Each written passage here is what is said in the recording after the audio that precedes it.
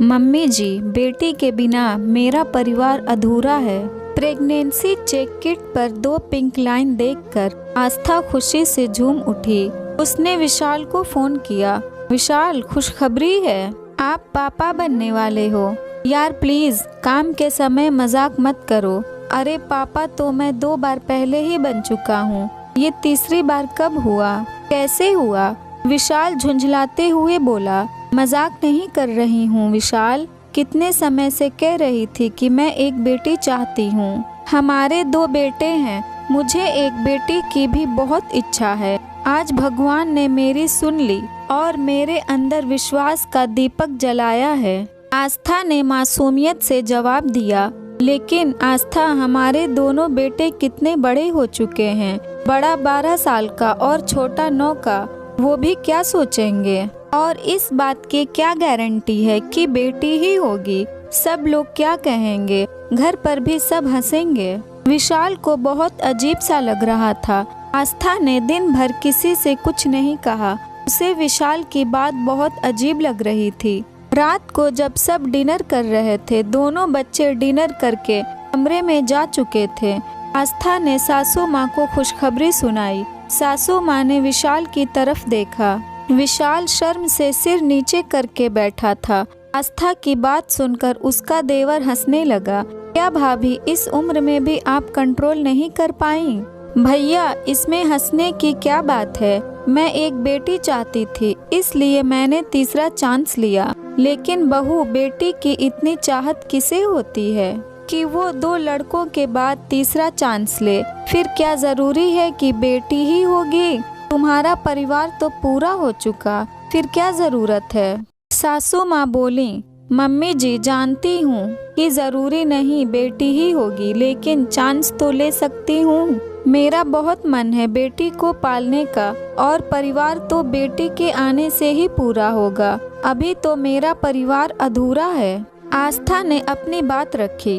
भाभी, इतना ही शौक है बेटी पालने का तो मेरी बेटी को गोद ले लो। देवर ने हंसकर कहा।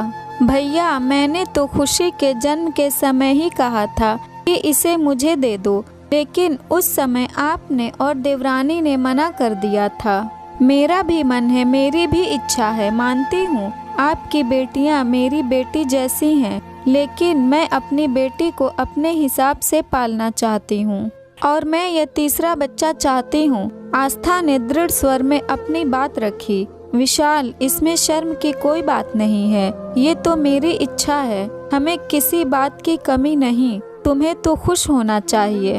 भगवान हमें ये खुशी दे रहा है, हमें भी कन्यादान का पुण्य मिलेगा। आस्था ने अब इस बच्चे को जन्म देने का दृढ़ निश्चय कर लिया था। आस्था का मन देखकर सासू माँ बोली, अगर आस्था का इतना ही मन है तो ठीक है, लेकिन बहू तुम्हें कोई प्रॉब्लम नहीं होनी चाहिए। विशाल, कल डॉक्टर के पास चलना, मैं भी तुम्हारे साथ चलूंगी, और अगर डॉक्टर ने सब कुछ सही बताया तो ही हम इस बच्चे के लिए तैयार होंगे।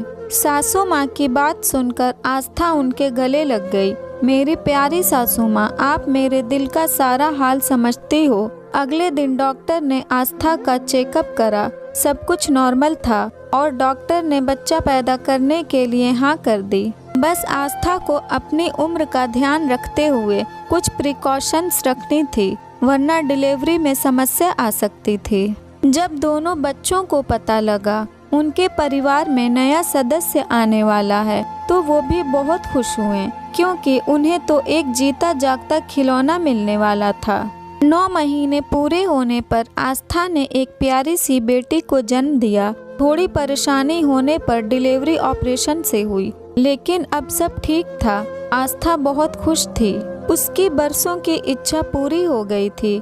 विशाल भी बच्चे को देखकर अपनी झिझक भूल गया था। देवर देवरानी को मायूस देखकर आस्था बोली, देवर जी, मुझे पता है कि आप दोनों के मन में क्या चल रहा है। आप दोनों चिंता मत करो, आपकी दोनों बेटियां अभी भी मेरे लिए उतनी ही प्यारी हैं और अपनी है जितनी पहले थीं। वो जितनी जिम्मेदारी आपकी है उतनी ही मेरी भी। सासू माँ अपने परिवार को एकजुट देखकर खुश थीं। वैसे तो उन्हें हमेशा परिवार को एक मजबूत धागे में बांधने की कोशिश की थी, फिर भी उन्हें आस्था की समझदारी पर गर्व था। अपने पति से बोली, हमारी बड़ी बहू बहुत समझदार है, मुझे यकीन है वो मेरे इस प्यारे परिवार को कभी बिखरने नहीं देगी। पोती को गोद में लेकर बोले, साक्षात देवी माँ मेरे घर में पधारी हैं। इनके आते ही हमारे सारे रुके हुए काम पूरे होने लगे। तुम्हें पता है बहू, विशाल को अभी अभी ऑफिस से फोन आया है कि उसका प्रमोशन हो गया है और तुम्हारे देवर को भी बिजनेस में बहुत लाभ हुआ है। आस्था बहुत खुश थी क्योंकि उसका परिवार खुश था और उसका परिवार पूरा हो गया था। बेटी की कमी जो पूरी हो गई थी। अगर ये स्टोरी आपको अच्छी लगी हो तो इस वीडियो को लाइक करें और नए हैं तो हमारे चैनल को भी सब्सक्राइब करें।